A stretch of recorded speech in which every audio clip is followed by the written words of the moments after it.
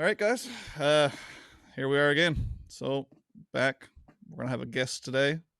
I'm quite excited about it. Actually, we don't do a lot of awareness type stuff on here. We did our episode. Theo and concussions. Well, yeah, maybe we do. Maybe that's all we do. I mean, you know what though? That's cool with that. Plus a few hockey stories. Yeah. Actually, yeah.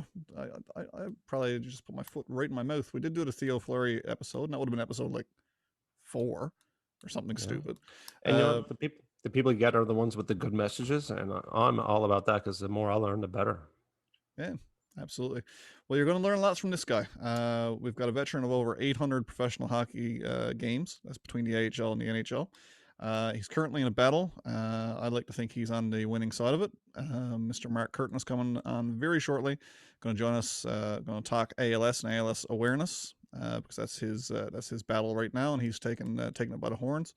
But we're also going to chime in with a little bit of hockey stuff at the end, get some stories. He played in Toronto and during the Ballard era, and he played for the Wings for an extended period of time as well as he Canucks. Got drafted in. Yeah, he got drafted in just before the Ballard dismantle. So he had Sittler and Boudreau and Salming and Williams, Vive, everybody.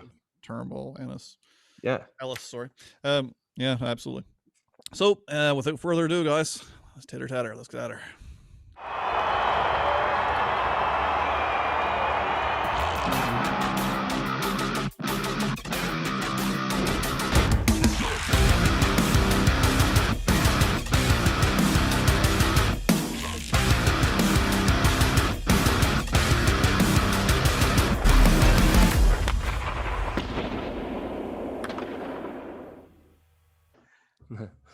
Hey, Mark. How you doing, boys?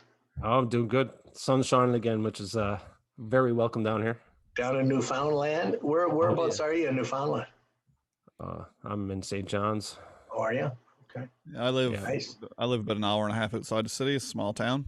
So is that right? I lived in the city for a better part of a decade. And, the Maritimes. Want to slow it down a little bit, you know? I know. I love the Maritimes. Like I spent about 4 years in my minor leagues there. Right? Okay, yeah. I was 2.5 years in Freddie Beach, and 2 years in Moncton. Freddie Beach must have been nice.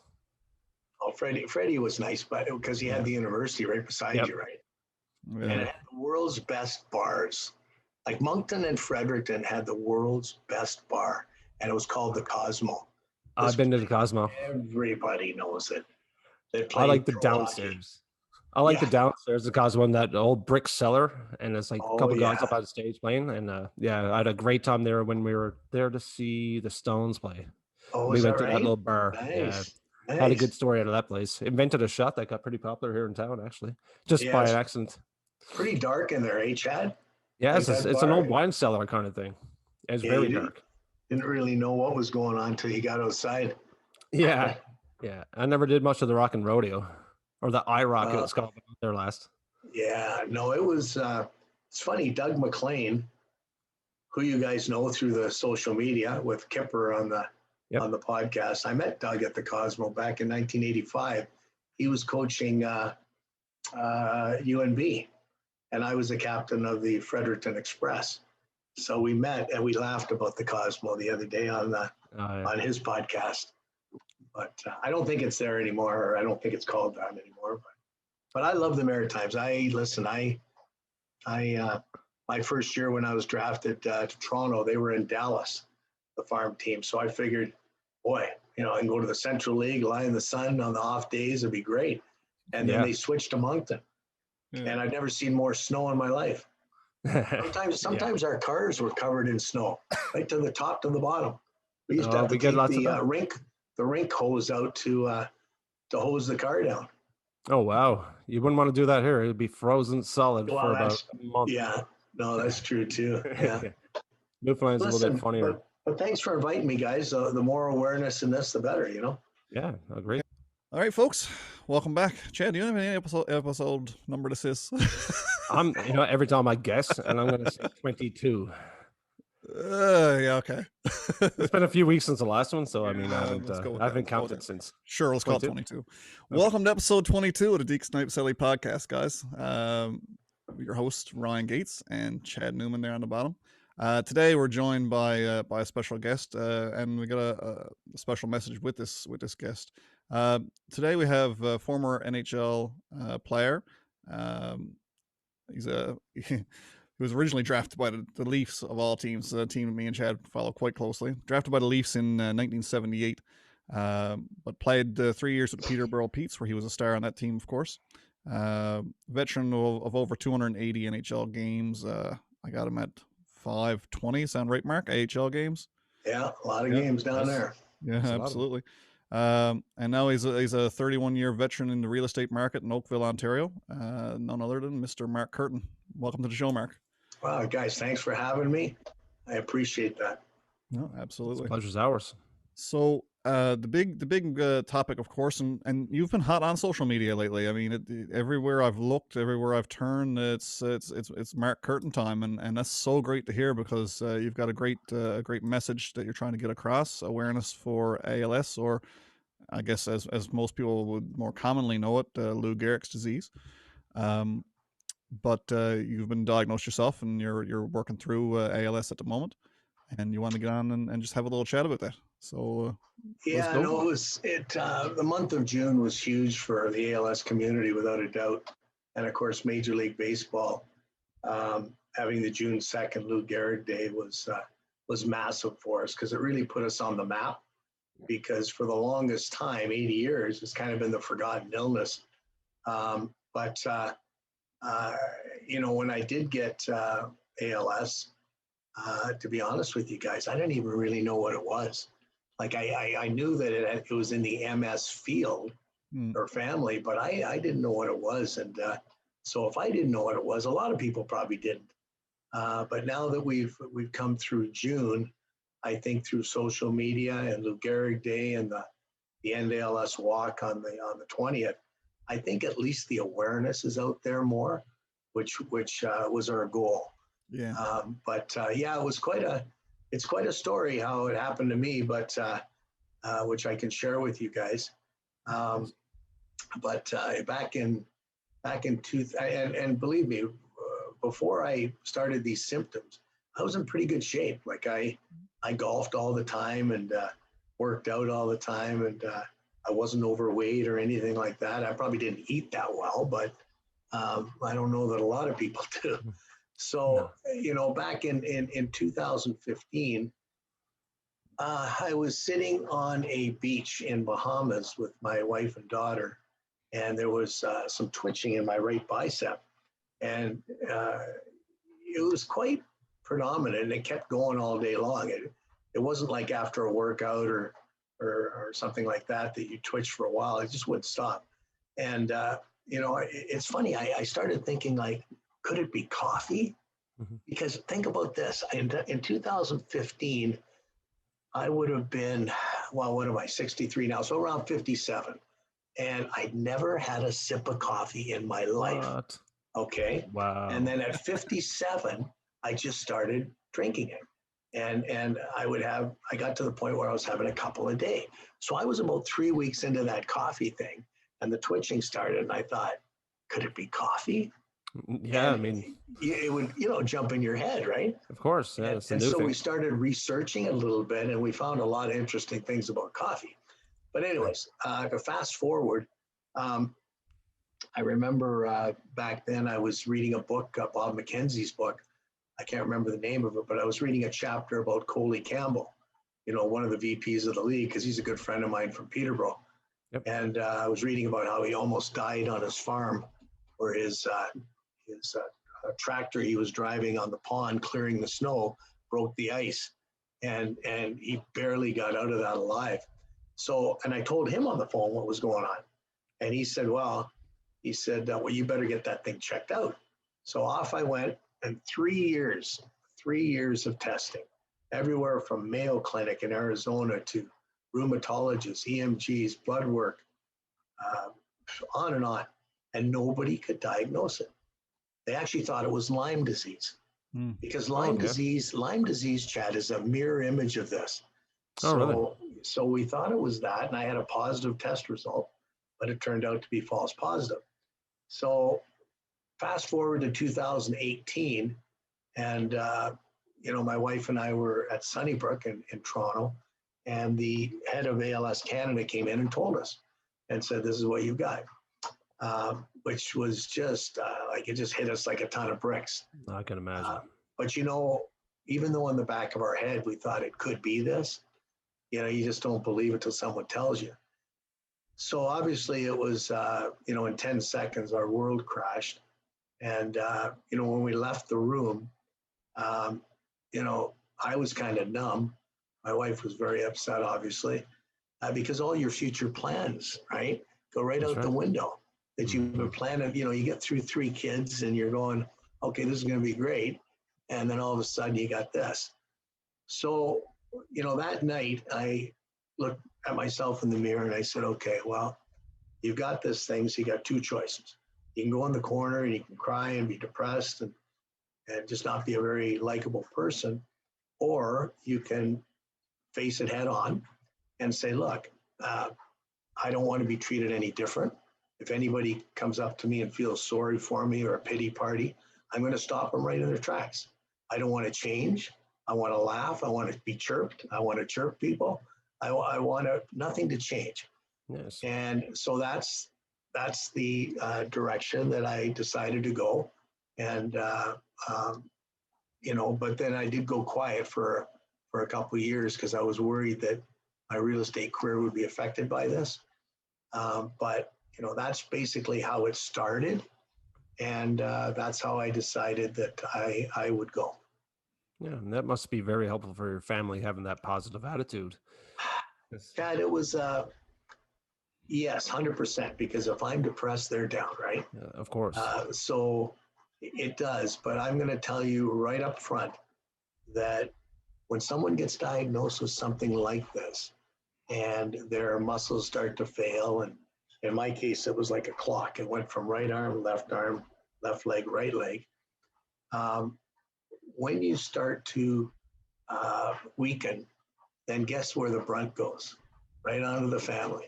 Yeah. And so the impact is on me, but the impact is also on the family big time, because they're the extension of me, right? That's right. And so so I'm very proud of them, how they're dealing with this, because it must be very difficult for them as well. Mm-hmm. Yeah. Oh, guaranteed. No doubt. Well, so, I guess I'll start the question segment. Sure. The ALS bit. Knowing how quickly it advances through the body, like how have you been able to handle that and the adversities that go along with that? Well, it does, like, it moves through the body different for everybody, right?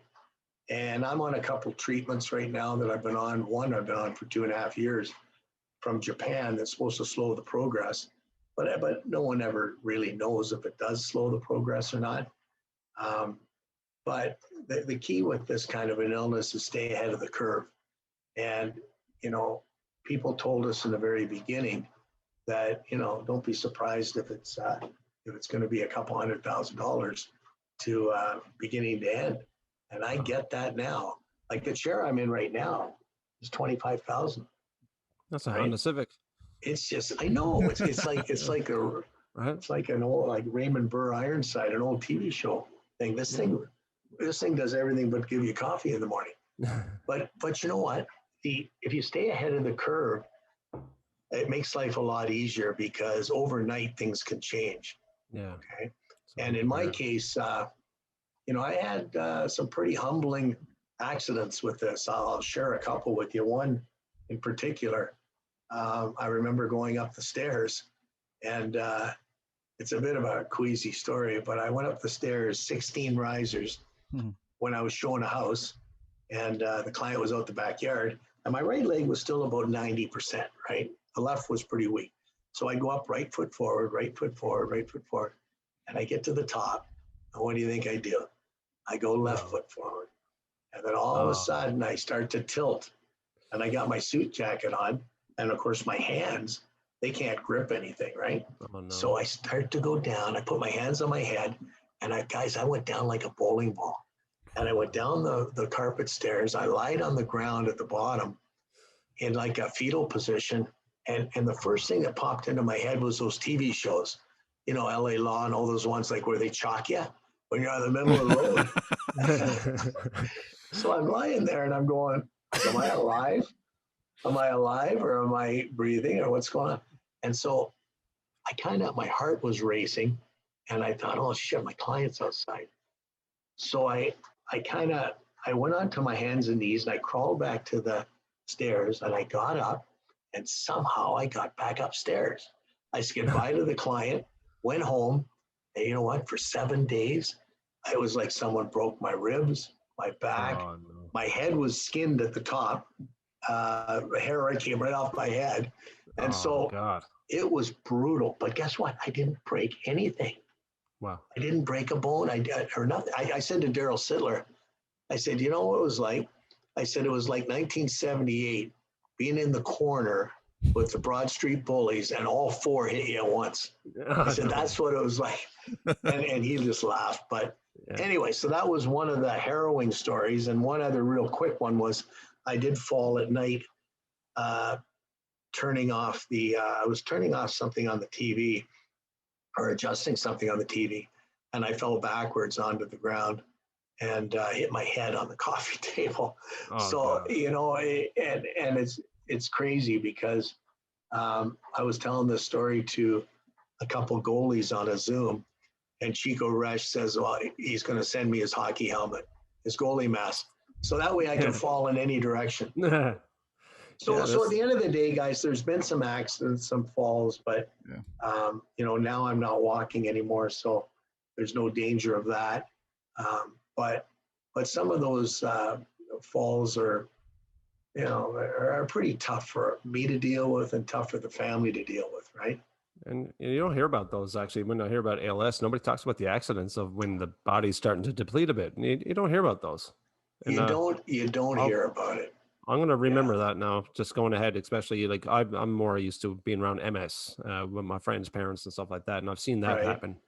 And that's, I guess, when the whole the Ice Bucket Challenge came out, it kind of like, okay, so this is a lot like that. It's just taking you away, right?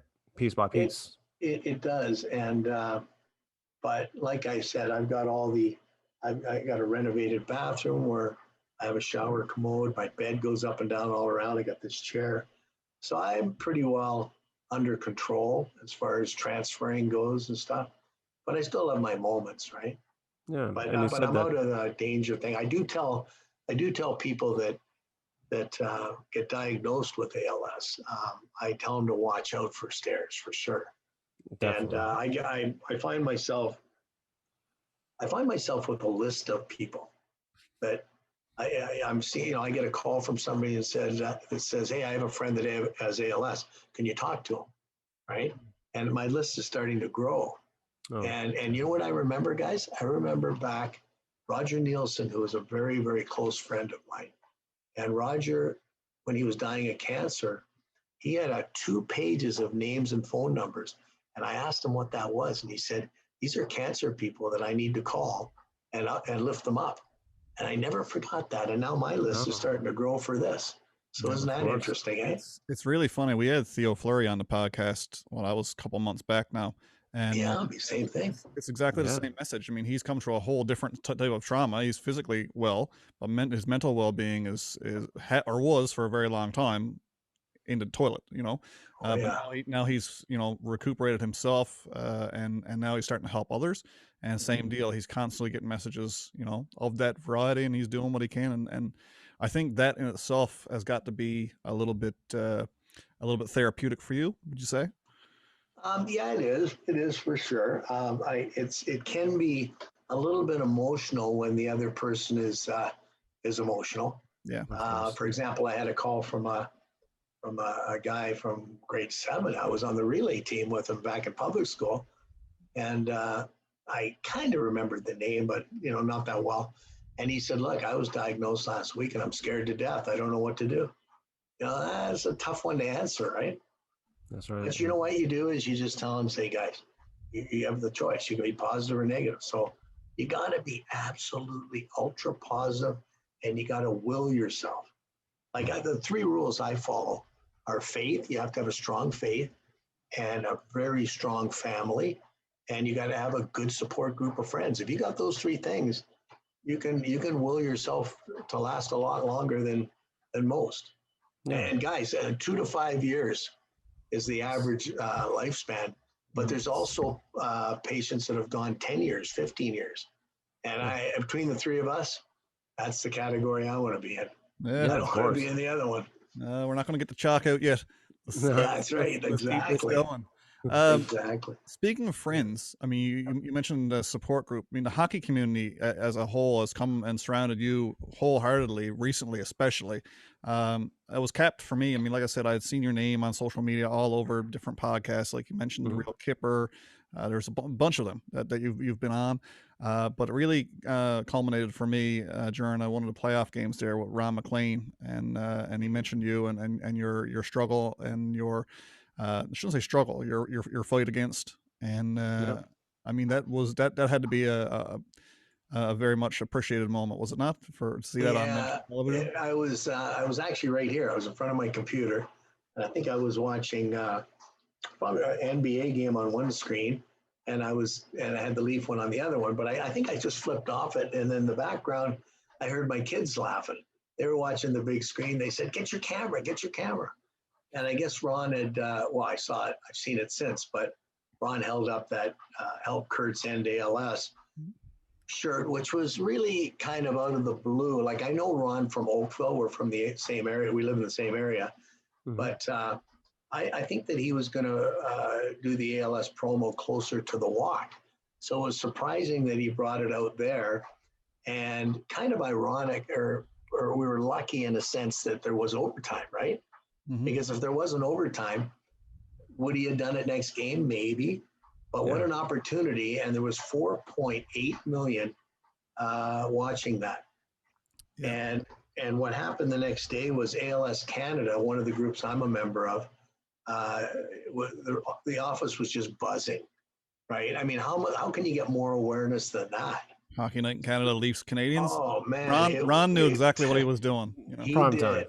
Now, the funny thing between the three of us is that the story he told, and the story he told on my video promo campaign, he said, I said, Mark's dad built him a gym in the garage when he was 13 and lifting weights. I don't know if you remember that, but really, he kind of got the story mixed up. I was 16, and it was in Toronto, not Regina. and I was lifting weights, and my dad put the gym in the garage and stuff. So I had to giggle about that, but I never did tell him that, hey, Ryan, you know what? You're off a little bit on the story. Yeah. I mean, at least the main message was put out there. And the social media, Ryan, campaign started with just one former player, Wendell Clark. I reached out to Wendell. Within about 20 minutes, his video was on my lap.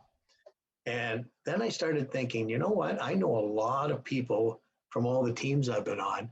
I'm going to start reaching, and same with media. I'm going to reach out to everybody and see where this goes. And do you know what? I got 30 videos. And the 30th one was Glenn Healy, right? The president of the NHL alumni. Yep. And I had a call yesterday from Kelly Rudy, and he's got one coming. So think about it, 30 videos, 2 a day I put out in June.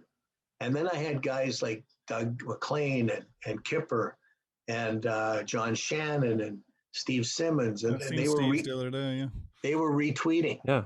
So that's where it took a life of its own. And I think they all got involved. And these are not names people don't know. Like Don Cherry and Ron McLean put out nice ones.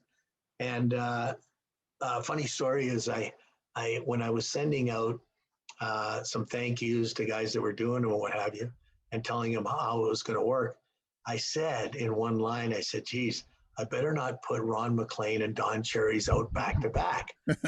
And then, you know what? I pushed the button, and then I realized what I'd done, because those emails went to those two guys too. So guess what happened? About 10 seconds later, Ron McLean's bounced back to me. And I went, thank the Lord. So I took that line right out of there and sent it back to Ron. Yeah, because you know what it's like in social media. If you I push know. something, Yeah. you push someone, go oops, right? Yeah. Oh yeah. So It takes a anyways, life of its own. so what happened was these 30 got out there, and huge response, massive, and lots of views. Like I started with my own, and mine had about 50,000, I think, and then I had this idea, and I thought maybe I should send each one of these guys a T-shirt, and on the back I'll put the total number of views that their video had, and then I'll rank them and send it all to the guys just for Oh, a that's laugh. awesome. Hope you do it. Well, yeah, and you know what? You know who had a lot was Bruce Boudreau. And do you know why? Because Gabby is so salt of the earth, man. I've known him forever, since we were 19. He came on and just winged it. He didn't read a script. He just winged it, and everybody loves that, right? Yeah. So he was up there with Ron McLean on the number of views.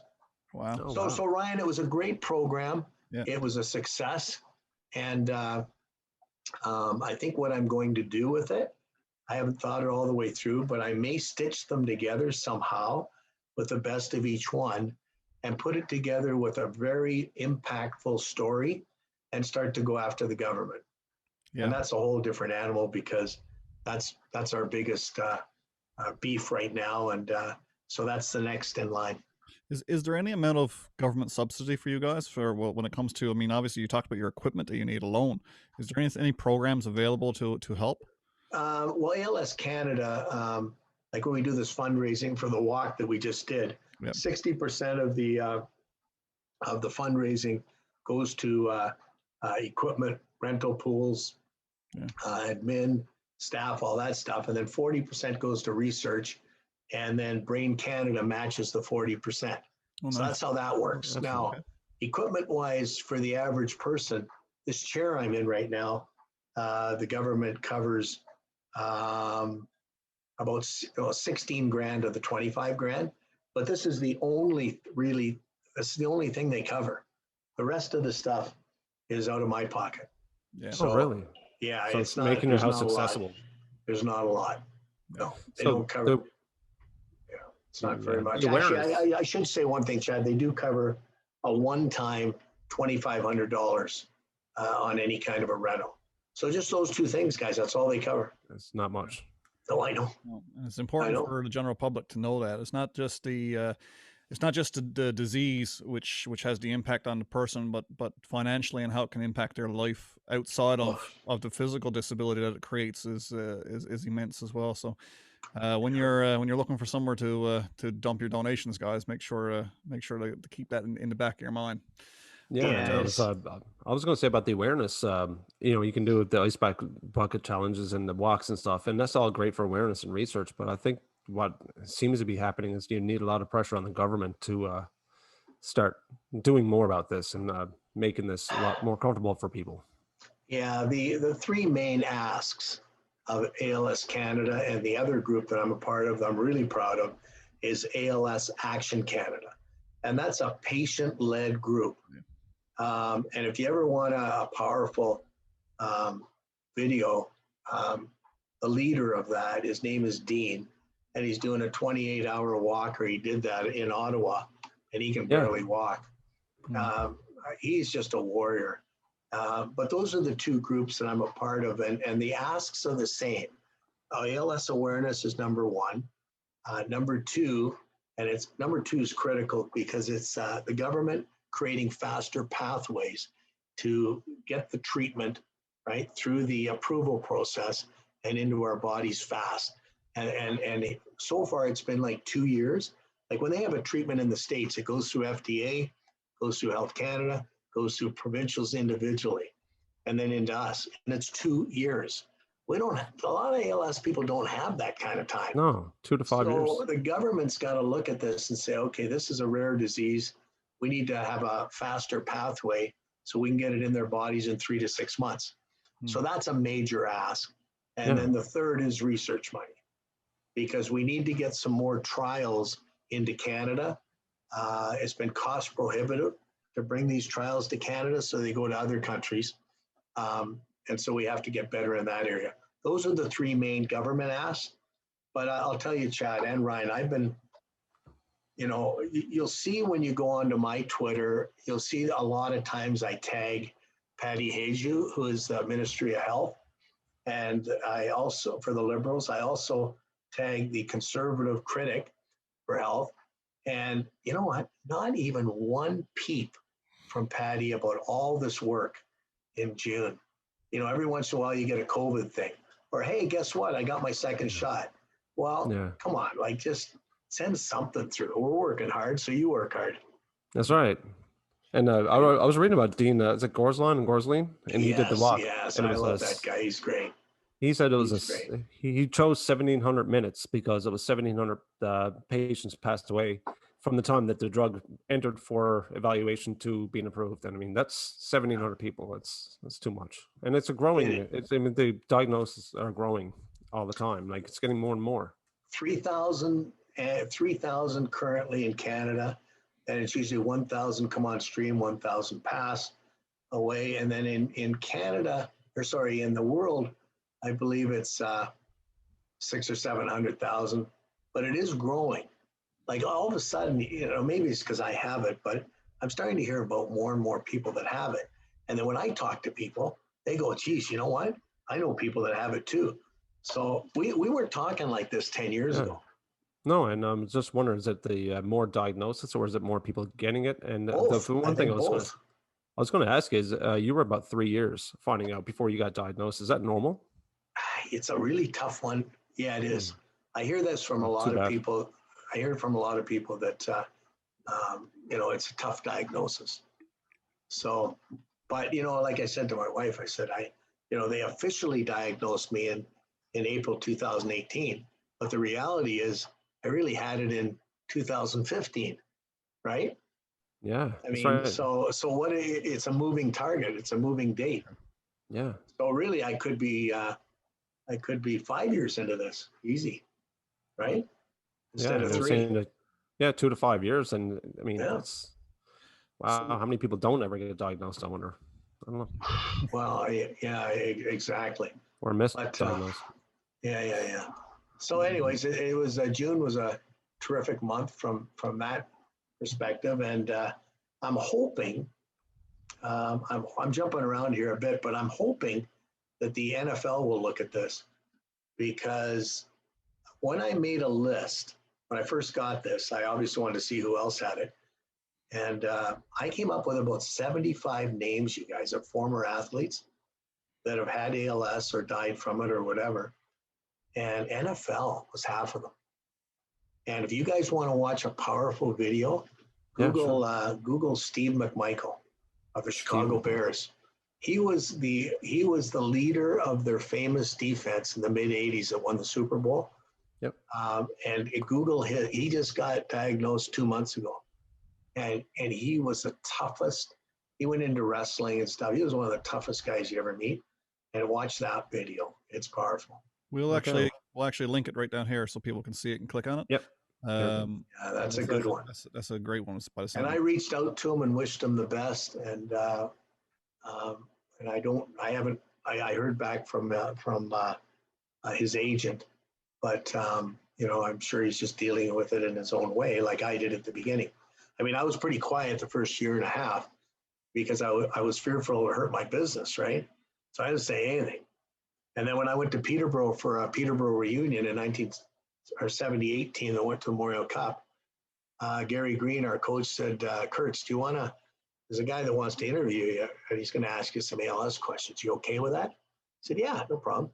I'd had a couple beers, and I didn't think anything was wrong. Spill the beans. So guess that. I go out there. An hour later, we finish. And he was a great guy. We asked all kinds of questions. And then the next day on Sunday, I'm driving home and my phone is like lighting up like a Christmas tree. I get home and my wife looks at me and says, when did you decide you were going to come up with this? And I said, I didn't. I said, I just had a little interview with a small town newspaper. And she goes, have you ever heard of social media? I said, yeah. She said, well, it's out there now. And it was everywhere. Wow. Just on that little interview. So it's just going to rip the Band-Aid off there. Yeah. So Chad, I just decided at that point, you know what? I'm going to come out with it. I'm going to use my platform as best I can and just push you know, and using the platform, and that's what I've done. Yep. Excellent. Yeah. That's great. So has it affected your career at all? I meant to ask you that earlier when you were talking about it. No, Okay, that's good. what's funny about this. And now I can thank COVID for it too, because COVID really landed on my lap. Because think about this. If I was listing your house, Ryan, I would say to you, okay, do me a favor, because of COVID and stuff, send me a picture of every room and a picture of the backyard. Because I already know the house, you know, because I've been to this 30 years. I know what your house model is and all that. And we'll do a Zoom presentation. And once we figure out the marketing, the price, and all that stuff, then my team will go in and stage it and get it ready to go and what have you. But you know what? We sold 58 houses in 2020, and 30 of those were listings, and I never set a foot in any one of them. No way. So there you go. All people want to see is the guy fine mentally? Is his team strong? Is he successful? Does he have the experience? And then they're fine with it. Isn't that crazy? Doing that in the GTA market. I mean, it's a lot crazy. of money people are spending, and it's great to see that it works. Trusting any NHL hockey player to be fine mentally, I think it's yeah, that's true too. But yeah. I'll tell you, people, I have a new appreciation for people in general, and it all started at the gas tanks when my right and left hands were really weak, but I could drive, and I was almost out of gas.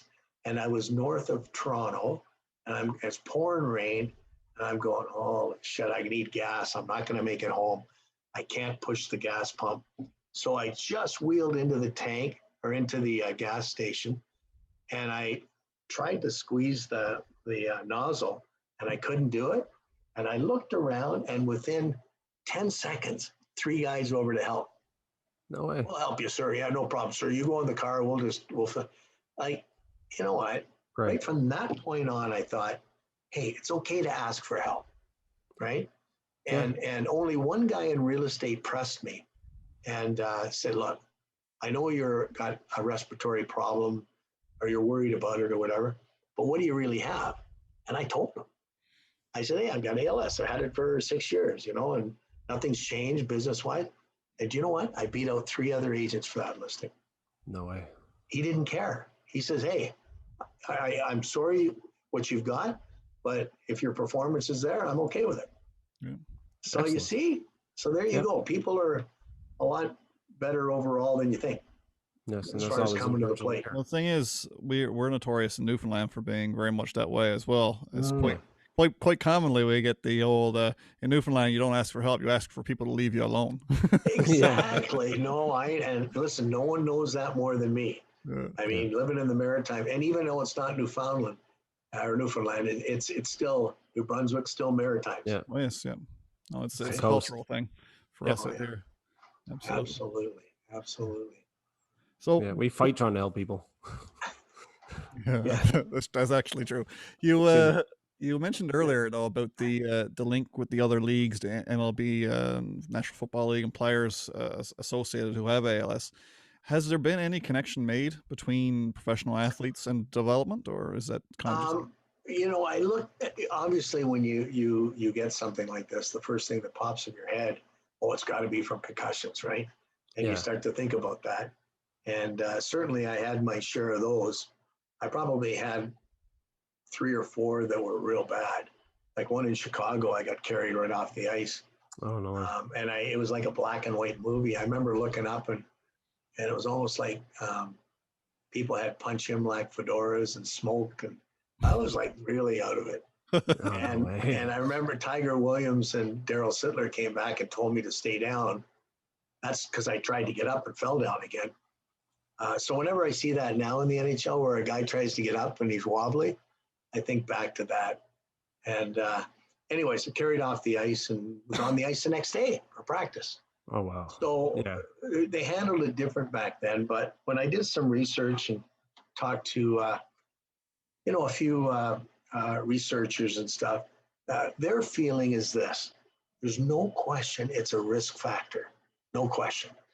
And there is some correlation to concussions to ALS and brain injuries, but they don't have anything conclusive yet.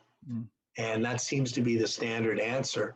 But what they told me is they do have research working currently in those areas to see if they can draw some conclusions. So that's basically the answer that I've been giving.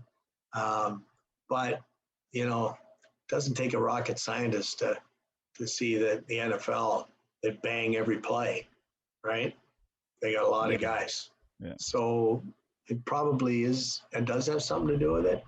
But there's people, Ryan, that have never played sports in their life and never had a concussion. They got ALS as well. Same argument for the non-smoker to get lung cancer. It's exactly. Exactly. Yeah. We're a biological bag of organs is what we're, things are going to go wrong. Well, everybody's going to get hit with something, right?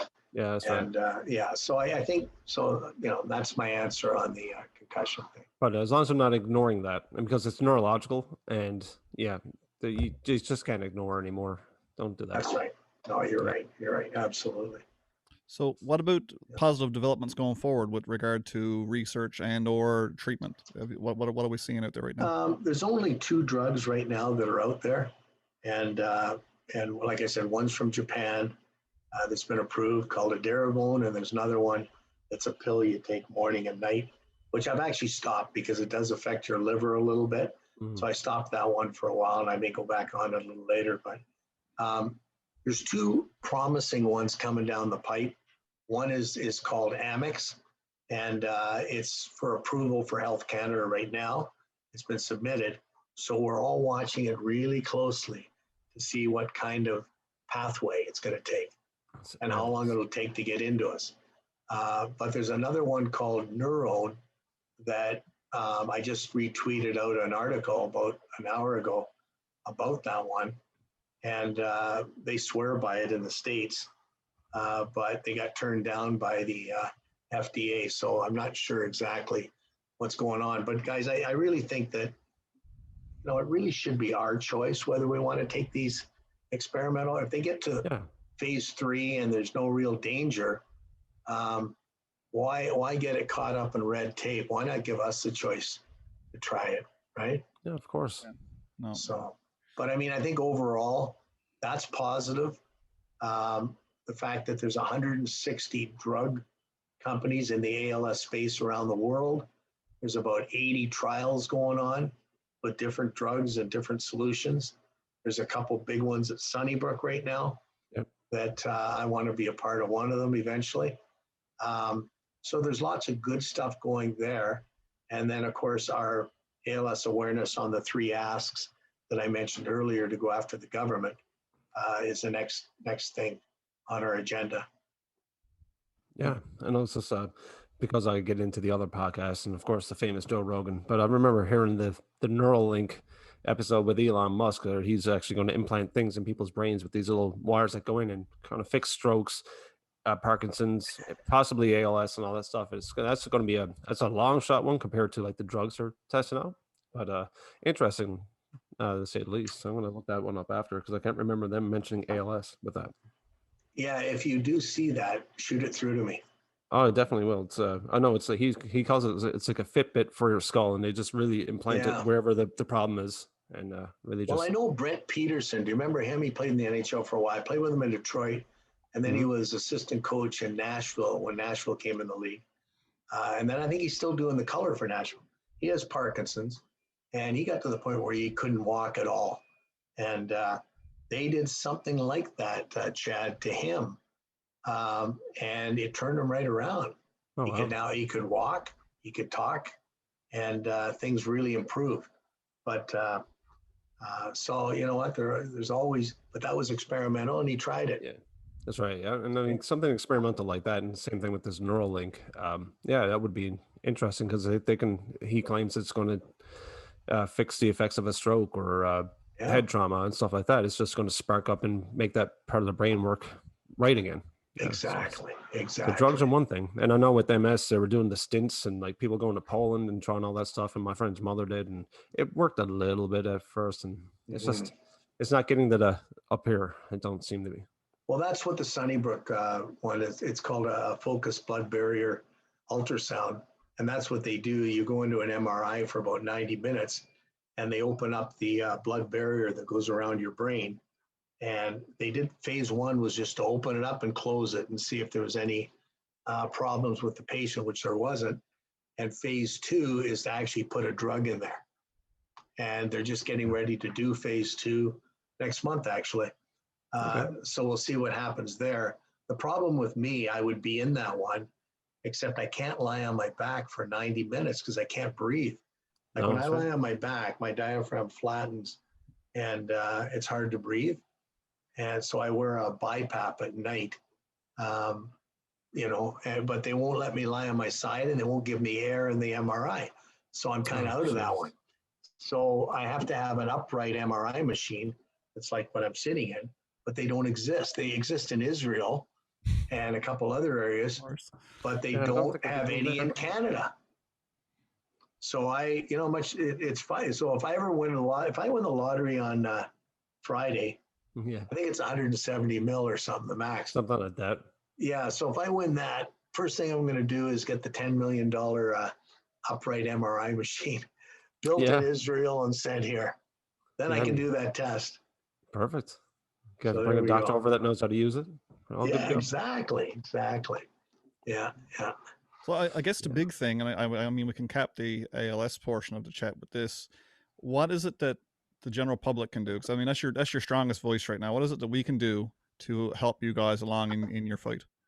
Well, I think now that they know what it is or have a sense of what it is, they also understand that it is the forgotten illness. They also understand that, because I've said it numerous times, that our fearless leaders, like the ice bucket guys, you know, they go hard, they build momentum, and they die. And then that disappears. And it happens over and over and over again. So there's always a restart with this illness. Like even Brian Wallach from ALS in the States, which is massive, he's not looking great right now. So once, you know, so it's really difficult to keep the momentum going. So I think the general public, when they see a petition going around for something or something that they can stand behind, they got to get loud and stand behind it and help us, you know, because we're doing everything we can to create the awareness, but now we need help to support us.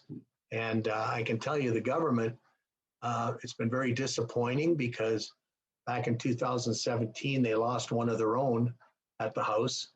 And he battled, man, this guy battled for years with ALS and went to work every day. And so they had a motion 105 bill put through when he died and said that every year they would create awareness and research funds and what have you. They haven't done nothing from 2017 on. And then the next thing was we just got 26,000 Canadians to sign a petition to create a pilot program for a faster pathway, 3 to 6 months. And you know what? It's kind of been pushed aside, all right? And like we never did it. 26,000 people signed this petition. So thank goodness we have what's called an ALS caucus in the House. And they are MPPs that have taken on the ALS fight, and they push the government for us. But you can see in those two examples how difficult it is dealing with the government. Oh, yeah. So you almost need to crawl up their steps and have every reporter there in Ottawa, you know, and really make it like Dean's doing. Yeah. Right. Putting the pressure on. I mean, it's hard to ignore a man with ALS walking 1,700 minutes nonstop, pretty much. Oh man, that guy, it's unbelievable. But he's a veteran too, isn't he? Oh yeah, he is a veteran. So I guess to sum things up, guys, is you know, you're only like time is a valuable commodity, right? Mm-hmm. And a lot of people take it for granted. But with people with ALS, it's kind of a death sentence. Yeah. And so people need to realize that and how difficult it is and hard on the families and stuff. And we just want the support to help the fight. And I mean, I've got a lot of social media in behind it now, so it's a good start. That's awesome. And one last thing with the Yep. with the public support, where should the public be going? Where should we be pointing people to go to donate Well, their I raised monetary? I raised about 80,000 in a month for ALS Canada. And so I switched over to Sunnybrook ALS Research, and I think I'm around 7 or 10,000. But we do have quite a bit of money still to come in on that. So if I could, I would love to send you guys a link for Sunnybrook, and if anybody is inclined to donate right into the research, that would be appreciated. Oh look, poof! We got the link. It's right there. Yeah. That's the magic of pre-recording a podcast, folks. It's there you go. right there. But not the ALS one, the Sunnybrook one. Yeah, Sunnybrook, the Sunnybrook website is right there on the screen. Awesome. Okay, that's great. Yeah. Boy, you guys are techie. No, listen, that's the magic of media. Well, I guess, Mark, if it's cool with you, we can run into some hockey stuff. Yeah, absolutely. Yeah, no worries. Yep, that's fine. So, you mentioned, you name dropped a few people along the way that we definitely want to talk about. You mentioned Roger Nilsson, and you ran into Roger, I guess, first in your time with the Pete's. Would that be fair? Actually, before that, no, I back when I was about 15, I was playing midget hockey, and my dad suggested I write a letter to all the hockey schools around if I wanted to be on the ice all summer, because back then you only went on in August and went into camp, right? Now it's all year round. So I wrote a letter to all the camps, Theodore Walton, Dave Keon, all these. The only guy that responded was Roger. And he came out and met my parents and said, look, I'm looking for, a couple gophers to tie hockey skates. And, you can live at his cottage north of Peterborough. And, worked 6 weeks. I had a perfect opportunity. So off I went. And Greg Millen, the goaltender, was another guy that he recruited for that. And then Roger drafted. So I was there a couple summers. And then he drafted me into Peterborough and drafted me into Toronto and traded for me into Vancouver. And so we actually named our oldest son after Roger. It's Taylor Nilsson Kirton, because he meant so much to us. But Roger, you guys and everybody else would have seen him out in the coaching world and stuff. It was really something to see him away from the rink, and living at his cottage. So it was just an awesome teenage opportunity, Yeah, Yeah, no, he was a colorful guy. Had some interesting ideas along the way too as a coach. I've heard a lot, not a lot, but I've heard several Roger Nilsson stories, and I always find them entertaining because I can almost visualize the story coming to life, But yeah, there's a million of them, especially our first year, because we only won about 10 games my first year junior.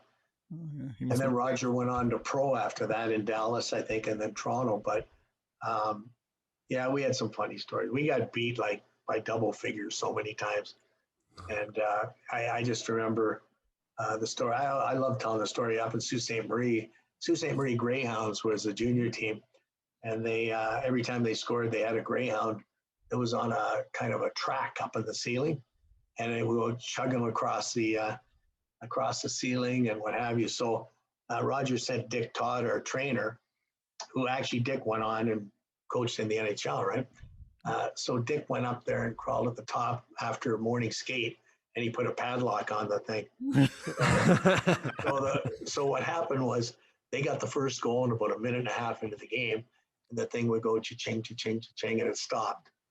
And the Sault Ste. Marie bench looked up, and we looked up, and their bench looked at us, and then they all started laughing. Like they beat us 11-1 or something, and Roger pulled the goalie in the last minute, and we scored. So it was 11-0. That sounds a bit. We were so bad, you guys, that year that he made us stay, and he made us for a month after the season ended. We had to play against all the small towns north of Peterborough. Oh, no way. Like, think about that. So we got our Peterborough Pete's jerseys and what have you, and we're going. This town was crazy. Like all the nutty guys came out, and Of course, the home team was running the crap out of us or trying to, and it was painful for 8 games. And I think he did it on purpose after we had such a poor year. Yeah, that's a hard way to cap off the season. Oh, it was probably the only junior team that's ever had to do that. I'm surprised that we were even allowed to do that. No, you won't be today. No, that wouldn't happen today.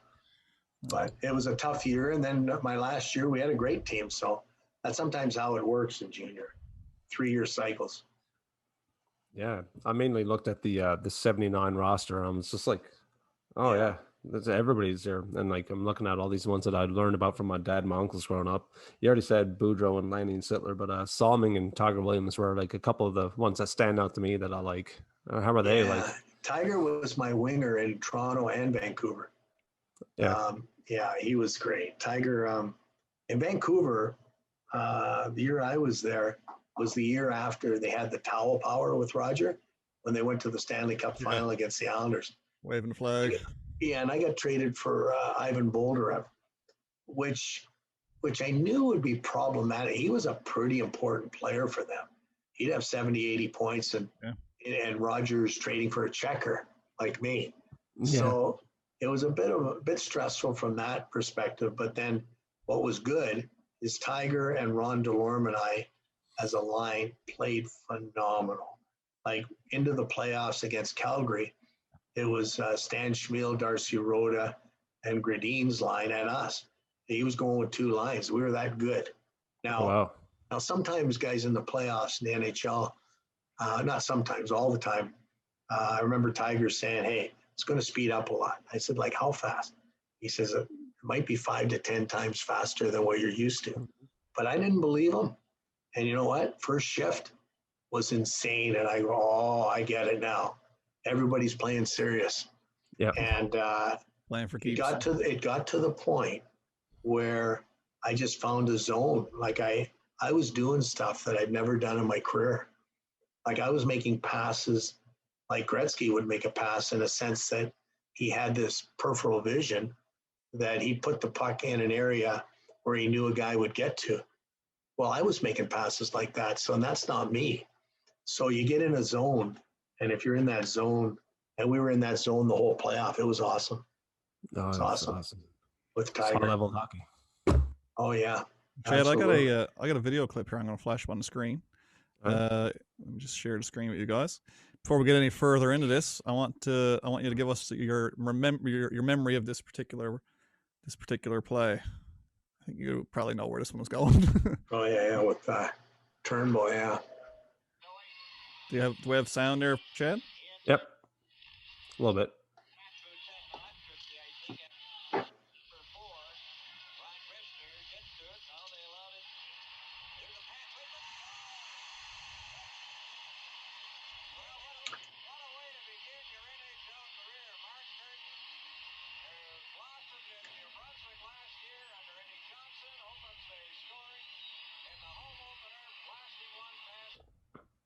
Yeah, I shot that one with my eyes closed, you guys. you know what? That one, it's interesting when you watch that, because see the size of the goalies? Yeah, I know. They're pretty small, eh? Yeah. But you know, what that doesn't tell you is the next game, I lost a face-off in my own end late in the game, and I went out to the point, which you're not supposed to do. You're supposed to stay in the center. And I went back to the center and top shelf and down to the minors. Oh man! But you know, that was definitely a thrill. I mean, that was my first game, right? Yeah. So it was definitely a thrill, and that was such a great team. That team was about 2 or 3 players away from challenging for the cup. Yeah. And then Harold dismantled it. You know, nobody was going to beat Montreal then. I mean, they were so strong. Yeah. But you know, I thought it was in a good spot, and then he destroyed the team, and then I got traded to Detroit. You know, and sometimes when a team's not doing well, or most of the time, it's usually because the core is not playing well. Yeah. But they don't change the core. They change the 3rd and 4th liners all the time. It's easier. And the coach.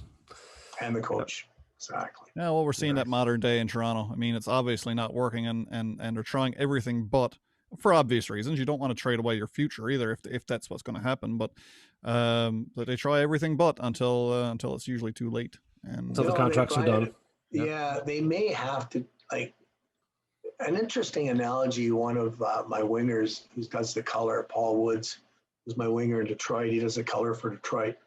He said, take a look at the Islander lineup. And he said, there's not one guy that was in the top 30 in scoring. And you take a look at their team and how balanced they are, other than the last game. And you look at our team, Toronto. We got 4 guys, right? Our big 4. We're not going to go anywhere with just the big 4. No. Right? I mean, you in order in the playoffs to like get to the semis, you got to have a strong goalie, and you got to have a couple horses on defense, and you got to have good balance to your 4 lines. And I don't think it's a secret either about coaching. You got look at the Islander coach and GM. Guys have been around and they're winners. Yep. You know, I mean, look at Trotz. He won in Washington, right?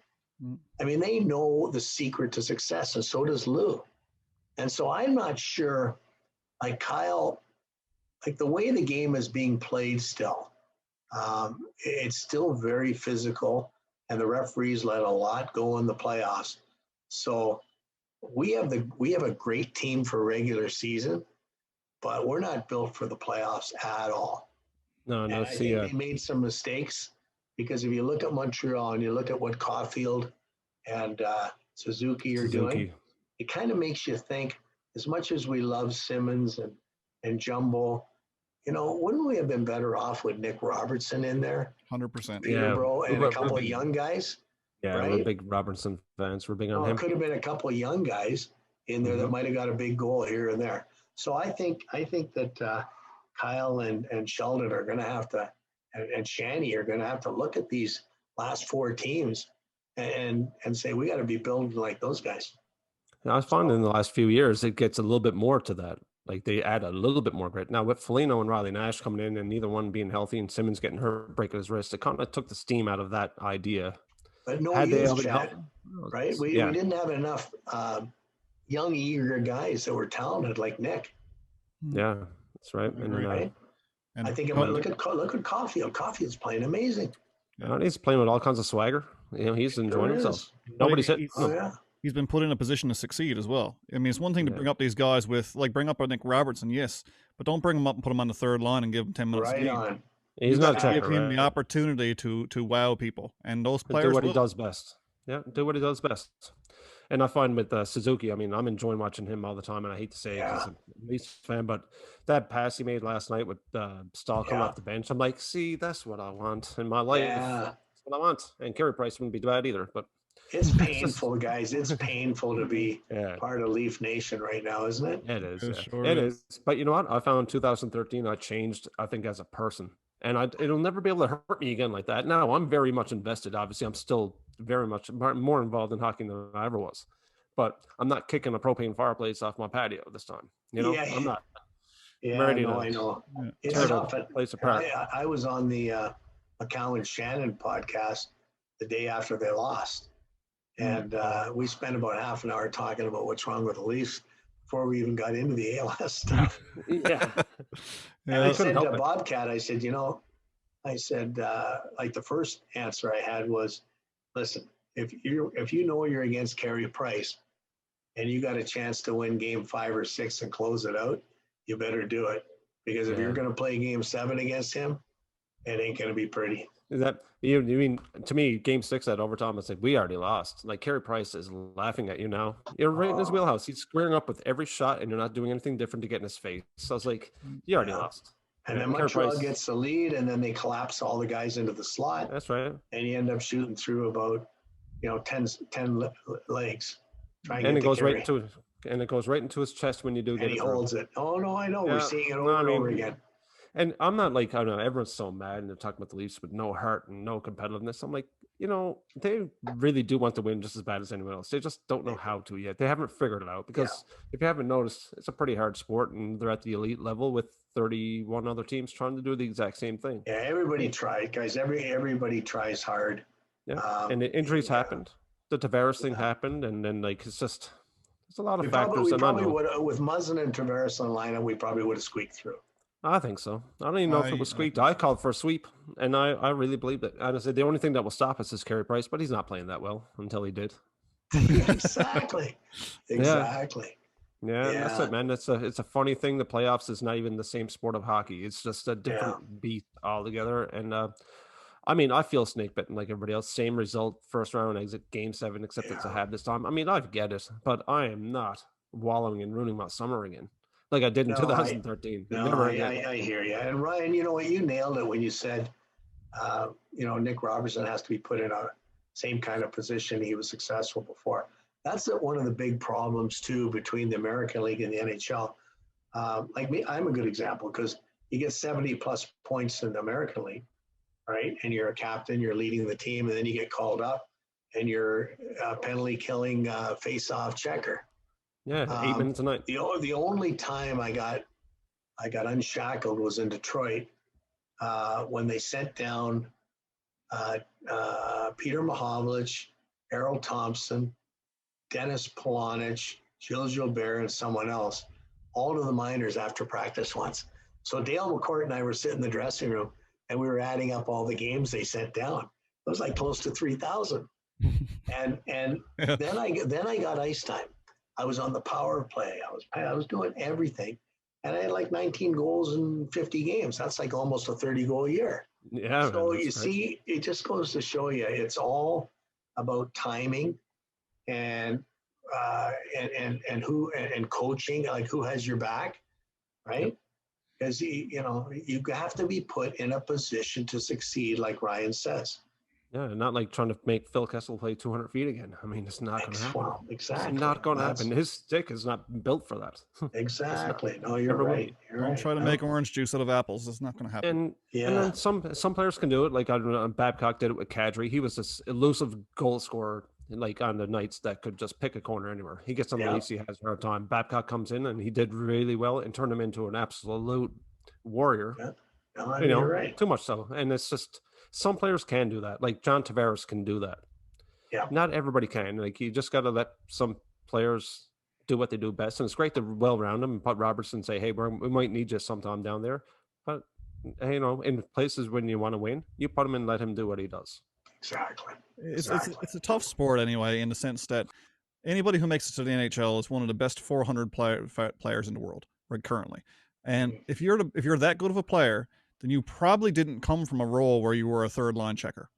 There's a good chance wherever you came from, you dominated. Yep. That's how you got there to begin with. So it's a tough sport to wrap your mind around anyway. So and even tougher when the coach doesn't give you the opportunity to show what you can do. So exactly. In saying that, I got to dial it back 4 decades because we're talking too much about currently. So I want to know about the guys who you play with, because some of those guys are legends, not just to me, but to everyone. I mean, you got the chance to play with in Toronto a couple of probably the 2 greatest defensemen in the history of the Leafs in Salming and Turnbull. Just what an amazing pair, storied career. What was it like getting to play with those guys on the regular? Well, Salming was great.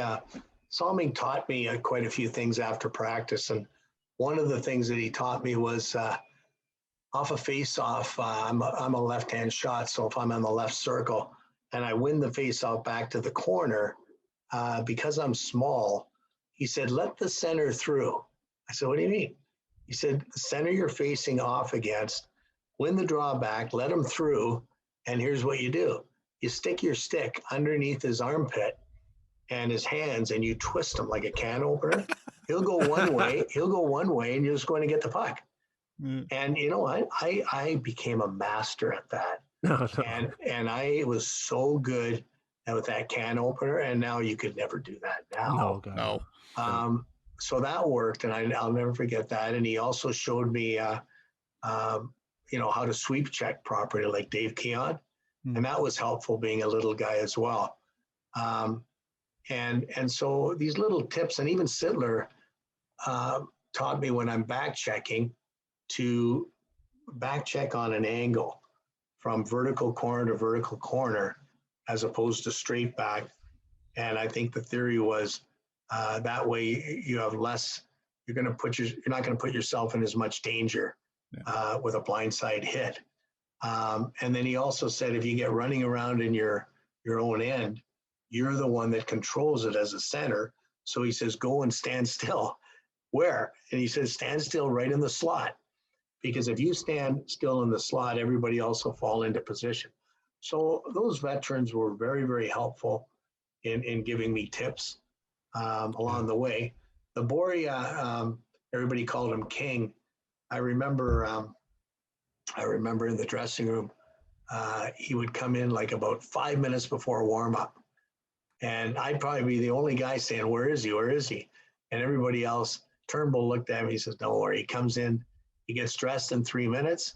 He goes out, and he's the first star every night. But he just had that ability, right? He looked he was all disheveled coming into the room, hair all over the place, and his ties all over, and just, snap of a finger, he's dressed out on the ice and first star. It was incredible watching him. But I learned a lot from that team, even though I didn't play a lot of games there. I think I only played 11 of the first 20 or 22 before I got traded, but I got to watch them all, right? Yeah. Which is really cool.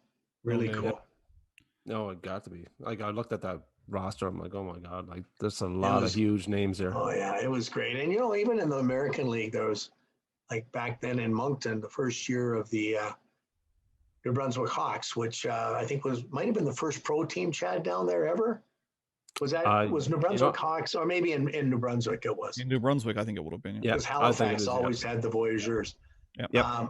But we were half owned by Chicago, so we were always going to have a good team, 10-10. And Eddie Johnson coached us, and it was like, there were some real old players. Like, I was 19, and there was guys like Jimmy Harrison and Mike Walton, and some pretty older guys, right? And that was quite an experience that first year. And then the second year we went to the Calder Cup, and that was a loaded team with Boudreau and Paul Gardner and on and on. Daryl Sutter was my winger. We had a good team. Oh wow! Yeah, you were a point per game player that year, I believe, weren't you? I think. What's that? I think you were a point per game player that year.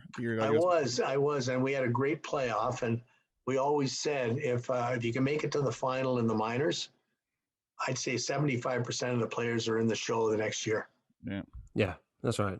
Still to say same thing. Yeah. And same thing, like we have the ECHL here now, and a lot of those growlers are now Marlies, and I love to see it happen because you almost feel that personal connection when you watch them live here. It's really funny. Exactly. We had an episode not long ago. We had Alan Bester on for a chat. Oh, yeah. Bester's story was the same, but the opposite, because he said it was really interesting for him. He got buried in the minors late in his career, of course, after again similar to it was a Detroit and Toronto trade, but he went and won the Calder Cup that year that he was traded in '92, and it was kind of a big FU to Toronto because they had just traded them to a team that really at that point Detroit was bad, and in the early '90s they just weren't that good. Yeah. But boy, you sure forge a lot of good friendships in the minors. I can imagine. Guaranteed. You really do. And when you played on a few teams, you've locked up some pretty good lifelong friends, I mean, a lot of those guys, like I would say, can you imagine playing for the Marlies with an AHL contract and trying to live in Toronto? You got like 4 roommates of people that you play with in the same position. Of course, you're going to get close. Yeah, it's and they ride in buses. Like the American League was a bus league. It wasn't like the Central League who flew everywhere. No. So, Is this correct or not? I heard a story that you lived with Boudreau for a little while. Is that right? Yeah. That's got to be worth telling about. Him and his wife. And, and the funny story you probably heard was Daryl Sittler broke his ankle. I think it was my first year. And so the call came for me to go up, which would have been like a 6-8 week stint, right? Which is important if you're on a 2-way contract. Oh, yeah. And so they called for me, but I got hurt that night. We were playing against Maine Mariners, Phillies farm team, and I got clipped going over the blue line. I got a Charlie horse, and it was so bad I missed like 2 months that year. Oh, wow. So what happened was they called Bruce up instead. So there was Mary and I living in the house. And it was hilarious because I'd already known Gabby a couple years earlier than that. His group of friends and mine hung out. And so when Gabby would call down and say, is Mary there? And I'd say, no, let's get ready for bed. Or is Mary there? No, she's in the shower. Mary there? No, she's getting dinner ready for us. I drove him insane. I drove him crazy. And we laughed about, we still laugh about it to this day. That's awesome. But anyway, so that's what happened. The only difference in that story, if he was on this show, is he'd say, no, the call was out for him to go up, not me. He would twist that around. Yeah. Well, we're hoping to land Boudreaux someday. He's one of those characters that I absolutely love to listen to. So he's a lot of fun. If I ever do, I'm going to ask him about it. I want the Leafs to land Boudreaux. I heard there's all these rumblings about Boudreaux possibly taking the assistant last year. I was like, that would be amazing. Yeah, now all the angry people want him there instead of Keith. I'm like, well, hold on. No, I do want Boudreaux in there, but I mean, let's not get hasty and toss people in the garbage. I hope he gets a job. I mean, I don't know you guys probably know more than I do. I don't know how many coaching jobs are left now. A few of them have been filled, but I see his name up on Bodog. Believe it or not, I don't know if you noticed that, but in the coaches, they're now putting odds on some of the teams, and he's the leader for Arizona. I didn't see that. I don't know where they get their info from. Yeah, but I think it's all who knows, right? Yeah, that's hilarious. He's a great coach. It'd be a shame not to see him land on his feet somewhere in the league this year because he's too good of a hockey mind to leave. And he's good with players. He's good with today's player. Yeah, I think he was voted by the players at anonymous vote. I think they said they like playing for him the best at 1 year through the Hockey News. Yeah. If I'm not wrong. No, he's a good man. Minnesota, maybe. Yeah, it could have been. Yeah, no, he's a good man for sure. Yeah, of course. Yeah, I'd love to see it with the Leafs. So what about you, Chad? You got any past teammates you want to ask him about? Because I hogged a lot of spotlight there. Well, the only one left for me would be Lanny, because Lanny is Lanny, and I spent a lot of time in his hometown when I was working in Alberta, in Hanna, Alberta, and not much going on there. I spent some time in Viking too, the home of the Sutters, but no, with Lanny, I spent a lot of time in Hanna, and used to watch a lot of Leafs games in a spot there because the guy that owned it was friends with the Darcy Tucker's family. But Lanny is always one of the ones, like that character that I always love hearing about and watching. Is such a wholesome image. Yeah. So, Lanny, that's the one I would do. Yeah, Lanny, he did one of my videos. Oh, yeah. Yeah, he shouted out to Chris Snow and I, and it was nice. And a funny Lanny story, the only one I can think of is I remember that my hockey sticks hadn't come in yet to Toronto, and we were playing an exhibition game, and I needed a stick, so I went to Canadian Tire and bought one. Can you imagine? As a pro. So I bought a Canadian, I think, a Canadian Tire, and Lanny caught wind of that. And so he was the only guy that knew I was using these two bought sticks from the box store, right? So in warm-up, I'll never forget the very first shot I took, because we used to line up across the blue line. I took a slap shot and it broke.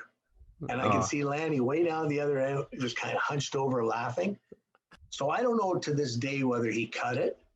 Like he may have cut it down where where that tape goes around, and wanted to watch the show, which is what I think he did. But I never did ask him about that.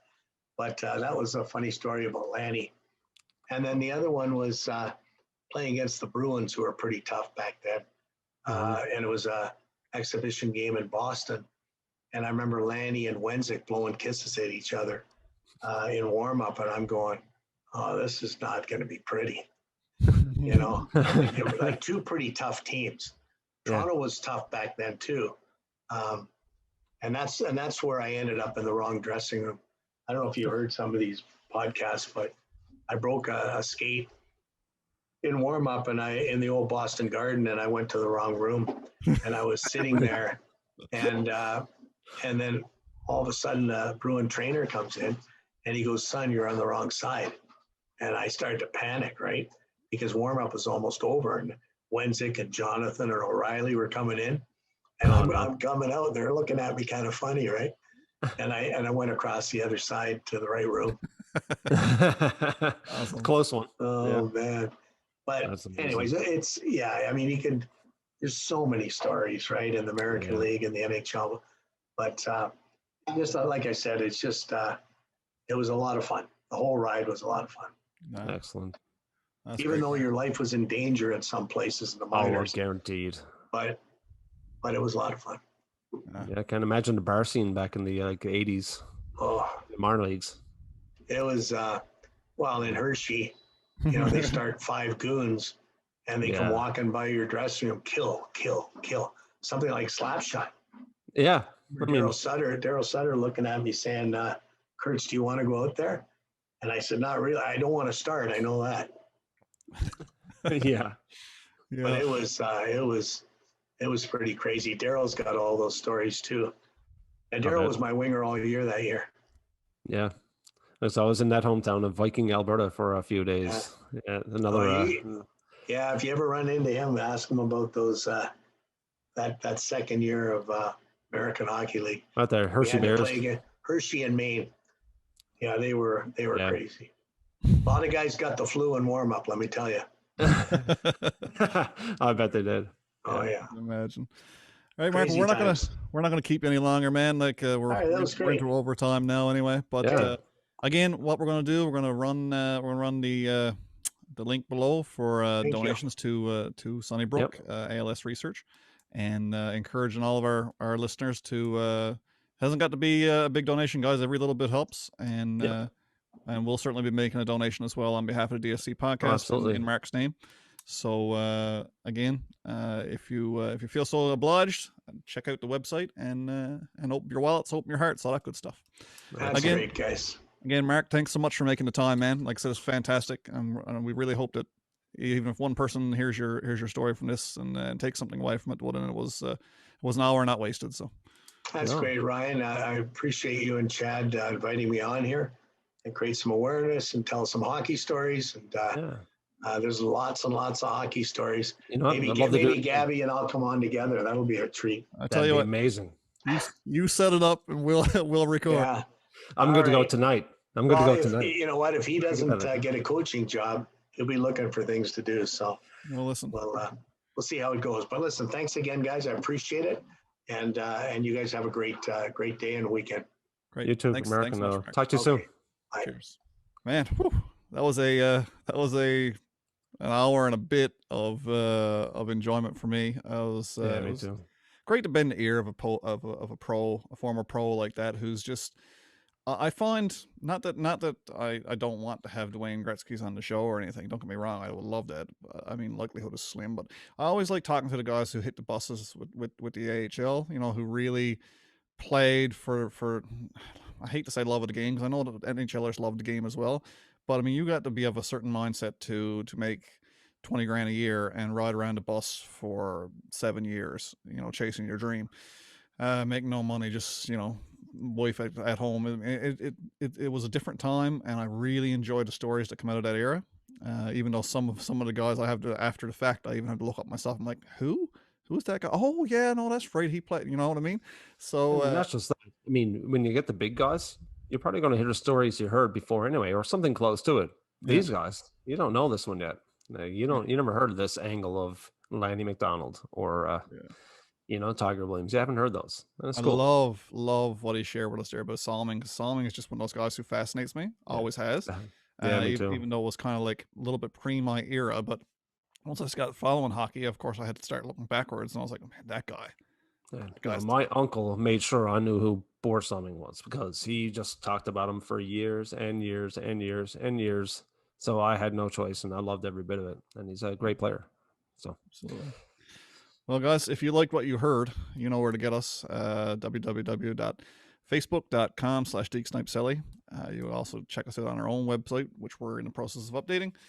www.deeksnipeselly.ca. On Twitter @SellyDeek if you're the tweeting type.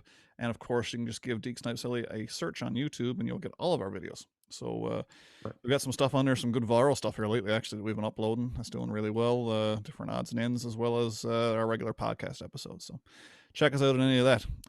More importantly, you guys all know where to find us. Is where to find Mark and his causes. So here's the link to Mark's charity at Sunnybrook, which he's raising money for. We'll be making a donation there in his name very shortly. And finally, if you're interested in what Mark is doing online on his social platform, he uses Twitter quite exclusively. You can get him at Kurt Speaks, at Kurt Speaks ALS. And so make sure to check out all that. Follow along. Great guy, as you can see, quality guy, and so glad he got a chance to come on. So. Yeah, and if there's anybody else that wants to get a message across, we are always here. We're open to talk to anybody about anything. So just go ahead and contact one of us through any one of those means. Absolutely. Also, guys, don't forget, big shout out to our sponsor, PHG Sports. You get those guys at phgsports.com. Check out their list of stuff. I know Just that go have a look. Todd's been adding some new stuff, new merch steady here lately, and there's been some great auctions as well. He's been doing some dollar starting bids, dollar auctions on their Facebook page. So if you're looking for some cool signed photos or whatever, I know one was one here the other day I missed. It was a Wendell Clark autographed photo, and it went pretty cheap for something signed and authenticated. So if you're a collector or know somebody that is, great gift ideas, because you might get something that will bring down the house for, at a good price. And maybe you're that asshole who didn't buy your father anything a couple days ago. It's not too late. I didn't. Absolutely. I was like, I did. No, I didn't. I bought a pair of shoes though. I might buy him an autograph photo of Wendell Clark. So I totally forgot. It's funny. This is my 40-year-old self. How about me and my dad matching Hey Dudes? Best shoes you ever get. Hey Dudes, man. It's just a sponsor of the show. I'll wear. Yeah, there you go. Oh god. Anyway, but Pound Hockey guys, memorabilia, go check it out. Great stuff. Absolutely. So yeah, that's basically it. So if you enjoyed it, click like and click share. Yeah, give us a share, boss. Don't be a bunch of assholes. Let's get some eyes on this. Somebody might really like us. Come on. Yeah, why not? Yeah. All right, guys, click the share button. This is right. Wait, no. There. No. There. That's always. Yeah, there you go. Right there. Yeah, I don't know. Yep. Okay. I guess that's it. We'll shut her down. Peace. Cheers.